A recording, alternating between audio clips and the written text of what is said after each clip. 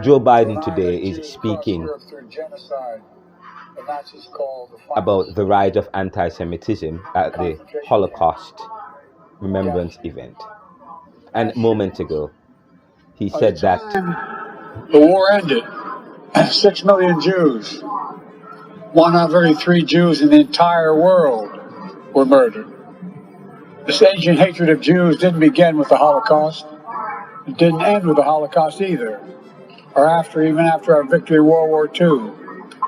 This hatred continues to lie deep in the hearts of too many people in the world and requires our continued vigilance and outspokenness. That hatred was brought to life on October 7th in 2023. On Joe the sacred Biden Jewish today is holiday, speaking the terrorist group Hamas about the unleashed the rise of deadliest day of the anti-Semitism Jewish at the people Holocaust since the Holocaust. remembrance event. And a moment ago, he said that we cannot forget the Holocaust. And then said what happened on October 7th must stop, referring to the bombing of Hamas on parts of the Gaza, killing about Israelis. But I must hasten to say, and I must rebut the president, you cannot compare what happened at the Holocaust with the Jews with what happened on October 7th, when the Palestinians or Hamas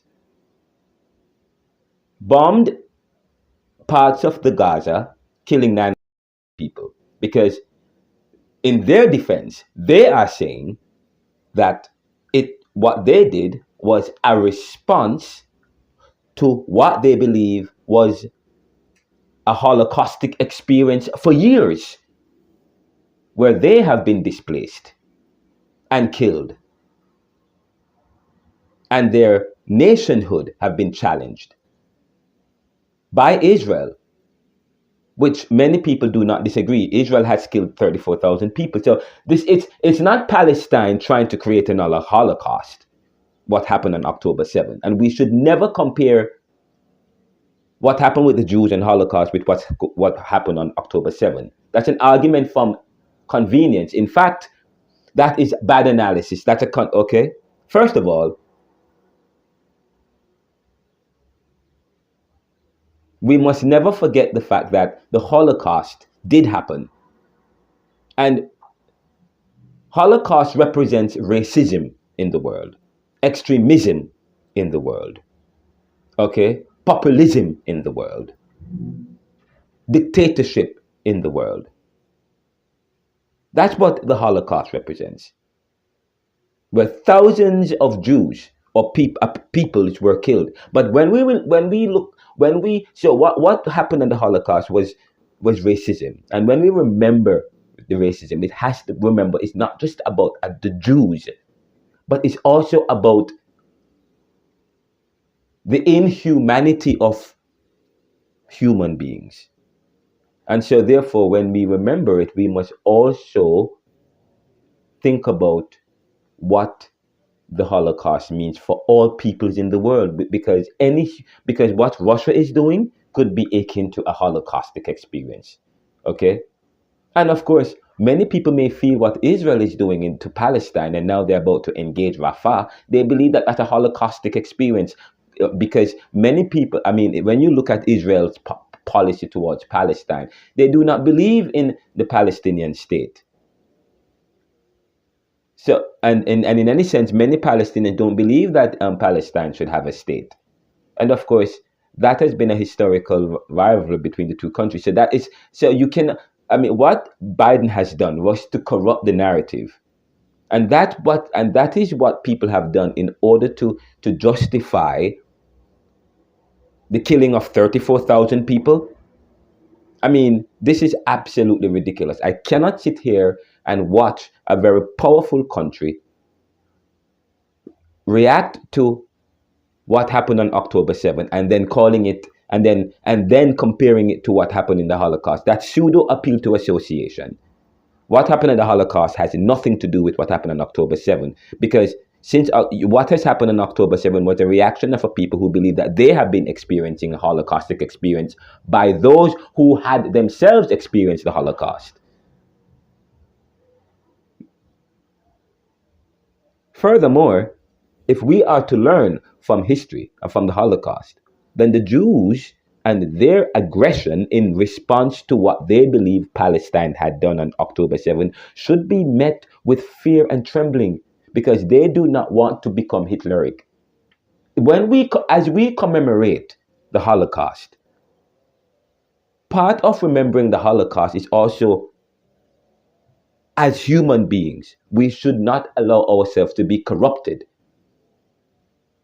with ideologies like of that of Hitler, which would cause people to behave in the ways that Hitler behaved, in terms of creating a world of a pure race. So, therefore, in a sense, I believe that we must learn from that. Biden, first of all, Mr.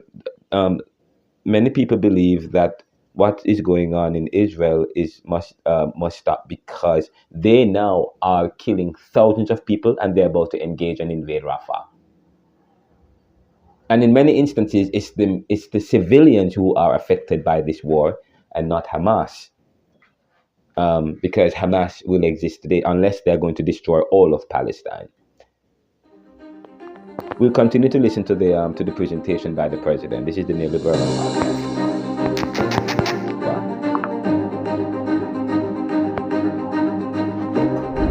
You can hate anybody you want to hate.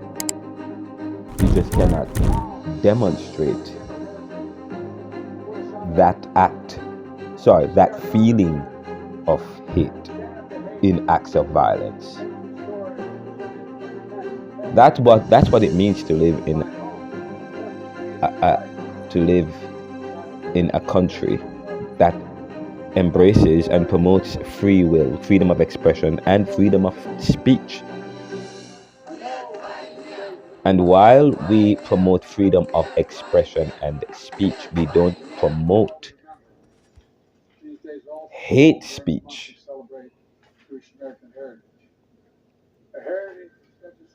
How do you reconcile between freedom of expression and freedom of speech with hate speech? Great Jewish American. And Tom Montos used the phrase, the veneer of civilization is paper thin. That's an interesting question. We can never rest. I don't know. I think when the president says in America, there's no place for anti-Semitism, I am trying to understand that, because what it is to be what it is to be anti-Semitic. I'm wondering, it is as if we have created a law that forces Americans to love the Jews. No, really. No, I'm just sorry. I'm just thinking. I'm thinking about it, because I believe, if anything, we should have created laws that against acts of anti-Semitism, acts of violence, or acts that incite. Donald Trump did. They say. Some people accuse Donald Trump of inciting a rebellion, but that's not going anywhere. I don't know. It's just quite. Can I tell you, the law is really deliberately in black and white to confuse, okay, and to maintain a particular dominance, because that's why some people can get away with things and others can't, okay.